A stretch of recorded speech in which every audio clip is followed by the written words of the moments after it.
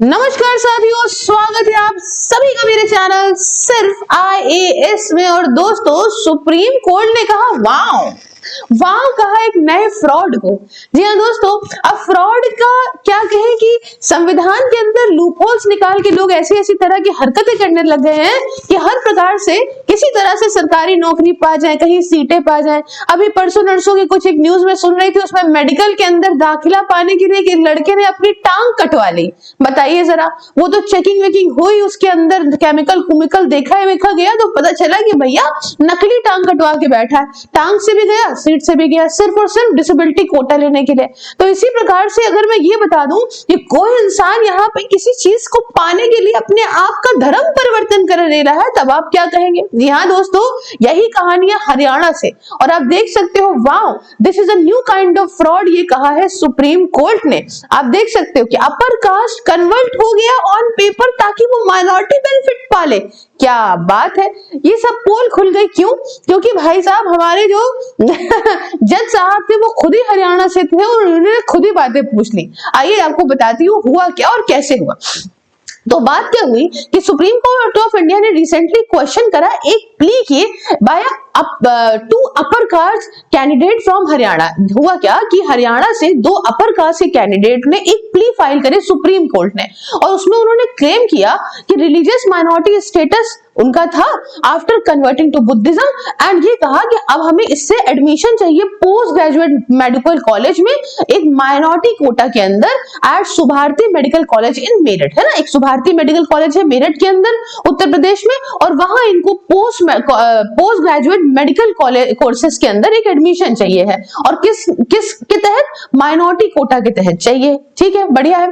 Petitioners जो थे, जिसमें एक का नाम था निखिल कुमार पुनिया और एक दूसरा कैंडिडेट था, और वो दोनों के दोनों जाट पुनिया कम्युनिटी से बिलोंग करते थे। ठीक है, जाट पुनिया कम्युनिटी से बिलोंग करते थे, जो कि हरियाणा के अंदर अपर कास्ट ऑलरेडी आती है और जनरल कैटेगरी भी है। ठीक है, कोई रिलीजियस माइनॉरिटी तो है नहीं, ना ही ट्रेडिशनली है, ना ही रिजर्वेशन के बेनिफिट्स वो जाट पुनिया जो है उनको मिलने चाहिए। तो हर प्रकार से सब कुछ नॉर्मल है।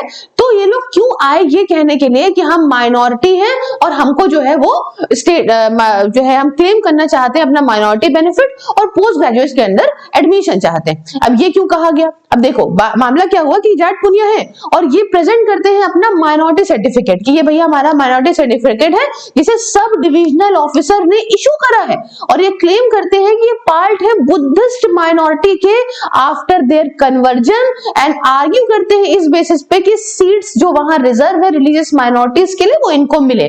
तो अब कहानी क्या होगा? सुप्रीम कोर्ट का रिएक्शन। उस समय भाई चीफ जस्टिस अपने सूर्यकांत जी लीड कर रहे थे इसको, और साथ में जस्टिस जयमाला बागी जी भी, और इन्होंने इसको फटाफट से स्ट्रांगली क्रिटिसाइज करा। अब कहानी क्या? सूर्यकांत जी भी हरियाणा से, ये केस है हिसार का, तो वहां इन्होंने पूछा बताओ कौन से पुनिया?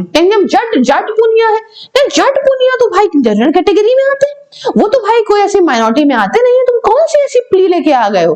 तो भैया यहाँ सब पता चला कि इन्होंने अपने आप को बुद्धिज्म में कन्वर्ट करा के माइनॉरिटी सर्टिफिकेट ले लिया था, सिर्फ और सिर्फ इसलिए कि ये मेडिकल पोस्ट ग्रेजुएशन में एडमिशन पाले रिजर्व सीट के अंदर। अब भैया बिल्कुल ब्लो हो गया माइंड यहाँ पे सुप्रीम कोर्ट का। उन्होंने कहा वाओ ये तो न्यू काइंड ऑफ फ्रॉड है, मतलब कुछ नहीं चल रहा है। अब देखो ये तरीके से फ्रॉड है भी नहीं, और ये फ्रॉड हो भी रहा है। ये जो सिस्टम के अंदर, जो संविधान के अंदर आर्टिकल 15-16 है, इन सब में जो आपने जो है बना रखे हैं प्रोविजंस, उनको उनके लूपहोल्स को निकाल के, अब समझ लीजिए इन्होंने माइनॉरिटी स्टेटस ले लिया, एडमिशन ले लिया, इनका काम हो गया, वापस से बन गया कि इन्होंने कन्वर्ट कर लिया। तो कितना बढ़िया है कि फांद के गए, उधर दाल रोटी बनी है, इधर मुर्गा बना है, तो फांद के गए दाल रोटी खा ली, उसके बाद वापस मुर्गे वाले घर में आ गए, अलग ही काम चल रहा है। तो यहाँ पे क्या हुआ कि serious doubt over conversion and intent, ये बात हुई। देखो कोर्ट ने ऑब्जर्व करा कि ये सारे जो कैंडिडेट्स हैं इन्होंने पहले भी नीट पीजी के लिए अप्लाई करा, और वो जनरल कैटेगरी के अंदर अप्लाई करा था और डिक्लेयर करा कि भैया ये इकोनॉमिकली वीकर सेक्शन से भी बिलोंग नहीं करते हैं। तो यहाँ पे समझो कि ये पहले एग्जाम दे चुके थे सारा कुछ जनरल कैटेगरी से, बट उस समय हुआ नहीं तो इन्होंने अपना दिमाग लगाया कि लाओ बाद में हम कन्वर्ट हो जाते हैं और माइनॉरिटी क्लेम से इसको पा लेते हैं। तो एक नया तरीका फ्रॉड, सीजीआई ने, सूर्यकांत जी ने कहा कि ये तो एक नया अटेम्प्ट है माइनॉरिटी बेनिफिट लेने का, एक बार कन्वर्ट हो जाओ, बढ़िया हो जाओ और उसके बाद बढ़िया कन्वर्जन से आप फायदा कर लो और इम्प्रॉपरली ये जो रिजर्वेशन के फायदे हैं ये आराम से आप पा लोगे, है कि नहीं। तो इन्होंने ये कहा कि कैंडिडेट तो अच्छी खासी घर से आते हैं, अपर कास्ट कम्युनिटी से आते हैं और मतलब should be proud of your merit होना चाहिए, इंस्टेड ऑफ ट्राइंग कि दूसरे की जो जेन्युइन राइट्स है उनको छीन ले। आप अपने लिए आपको जो मिला है, आप ऊपरी कास्ट से हैं, आप अच्छे घर से हैं, आप उस चीज पे गर्व महसूस करिए, इंस्टेड कि जो माइनॉरिटीज के लिए, जो पिछड़े लोग हैं जिनको ऊपर बढ़ाने के लिए हम माइनॉरिटी स्टेटस देते हैं ताकि भाई साहब जो आगे आने वाले पीढ़ियां हैं उनकी वो ऊपर बढ़े, आप उनका तो हक छीने ले रहे हो सिर्फ आपको कन्वर्ट करके। ये क्या बात होती है ना। जेन्युइन माइनॉरिटीज के ऊपर कितना इंपैक्ट पड़ेगा। कोर्ट ने ये बात कहा कि जो रिजर्वेशन बेनिफिट्स हैं वो इंटेंडेड है सोशली और एजुकेशनली डिसएडवांटेज जो माइनॉरिटी कम्युनिटी है उनके लिए, और माइनॉरिटी स्टेटस का मिसयूज करना ये उनकी अपॉर्चुनिटीज को छीनेगा जो एक्चुअल माइनॉरिटी से बिलोंग करते हैं। अच्छा आपको मैं बात बताऊं, बहुत सारी जगहों पे देश के अंदर जिस चीज के लिए जो चीज बनाई गई है ना उसका बहुत ज्यादा दुरुपयोग किया जाता है। जैसे SC/ST एक्ट, वो बनाया किस लिए गया है ताकि SC/STs को जो ऑपरेशन हो जाता है उसके प्रोटेक्शन दिया जाए, पर बहुत सारे SC/STs ये सिर्फ और सिर्फ अपना बदला लेने के लिए लगा के सामने वाले को फंसा देते हैं। ऐसा आप आज UGC एक्ट के तहत जान ही रहे होंगे कि क्या पता कल को कोई जनरल कैटेगरी वाले को फंसाने के लिए उसका दुरुपयोग हो जाए। सेम तरीके से मैंने देखा है, जब मैं कॉलेज में एडमिशन ले रही थी वहां पे मैंने देखा कि बंदा बहुत ही प्राउडली आके अपने आप को फ्लेक्स कर रहा था और कहने लगा कि मैं तो SC कम्युनिटी से हूं, मेरा तो इतने परसेंटेज में भी काम हो जाएगा, तुम सब पढ़ो गरीबो, मैं तो इतने में ही निकल जाऊंगा। तो बहुत सारे लोग इस चीज को बहुत ही ज्यादा मतलब यूज करते हैं, वो उस पर मेहनत नहीं करना चाहते। पर इसी तरह के जो कांड होते हैं ना, इसमें जो ओरिजिनल माइनॉरिटीज हैं जिन बेचारों को वाकई में अपलिफ्टमेंट की जरूरत है, फिर उनके साथ इश्यूज पैदा हो जाते हैं। तो कोर्ट ने क्या डायरेक्ट करा आपको बताती हूँ। कोर्ट ने कहा कि क्लैरिफिकेशन हो पूरे प्रोसीजर में। सुप्रीम कोर्ट ने डायरेक्ट करा चीफ सेक्रेटरी ऑफ हरियाणा को कि आप डिटेल रिपोर्ट हमको दीजिए 2 हफ्तों के भीतर और उसमें आप एक्सप्लेन करिए कि किस तरीके से स्टेट जो है ये minority status, minority certificate issue कर देती है, खासकर तब जब कन्वर्जन का केस हो, किसी धर्म परिवर्तन किसी ने कर दिया हो। क्या दूसरा सवाल उन्होंने कहा कि क्या अपर कास्ट की जनरल कैटेगरी में आने वाले लोग जिन्होंने पहले खुद को अपना जनरल या EWS करार किया है और बाद में माइनॉरिटी स्टेटस को क्लेम कर दिया अपने रिलीजियस कन्वर्जन के बेसिस पे ही, तो इनके बारे में आप बताइए कि क्या किया है कि नहीं किया है। और ये एक इंटेंडेड है या ये सोच समझ से किया जा रहा है कि क्या ये जो गाइडलाइन इशू हो रही है माइनॉरिटी सर्टिफिकेट को वो प्रोटेक्ट है, अगर मतलब this is intent to clarify whether the guidelines for issuing minority certificate protect against misuse. सारी बातें आपको यहाँ पे बतानी है। तो करंट स्टेटस क्या रहा पिटीशन का जो फाइल करी गई उन 2 लड़कों के द्वारा। सुप्रीम कोर्ट ने सीधे तौर पे पिटीशन को यहाँ डिसमिस कर दिया है। क्या भैया ये सीरियस डाउट है, ये क्लेम जो आप ऑथेंटिक तरीके से मांग रहे हो उस पर बहुत बड़ा डाउट है, इस पिटीशन को हम नहीं मानेंगे। दूसरी बात, इन्होंने एक प्रोसीजर भी प्रॉपर इशू करा सेफगार्ड्स की, कैसे माइनॉरिटी सर्टिफिकेट को ग्रांट करने को लेके और किस तरह से आपको कर रहा है, और ये सब अभी जो भी मांगा गया है वो हरियाणा की सरकार से मांगा है, अभी इनका स्टेटस पेंडिंग चल रहा है। अब ये पूरा मैटर पूरे देश के अंदर क्यों मायने रखता है। देखो रिजर्वेशन पॉलिसी की भी एक इंटीग्रिटी है।